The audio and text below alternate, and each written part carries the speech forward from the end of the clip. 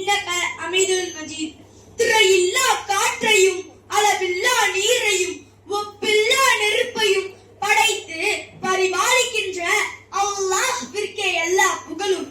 பெரியவர்களே, தாய்மார்களே, எங்களுக்கு எதிராக பேச வந்திருக்கும் எதிர் அணியினரே, நியாயத்துக்கு கீழ் கட்டுப்பட்டு தீர்ப்பு வழங்க காத்திருக்கும் நடுவர் அவர்களே, கண்டிப்பாக முன்னை வைத்திருந்தாலும் கண்டிப்புக்கு தான் தீர்ப்பு வழங்குவேன் என்று அடம்பிடிக்கும் நடுவர் அவர்களே, ஆரம்பமாக உங்களிடம் ஒரு கேள்வி கேட்கிறேன்.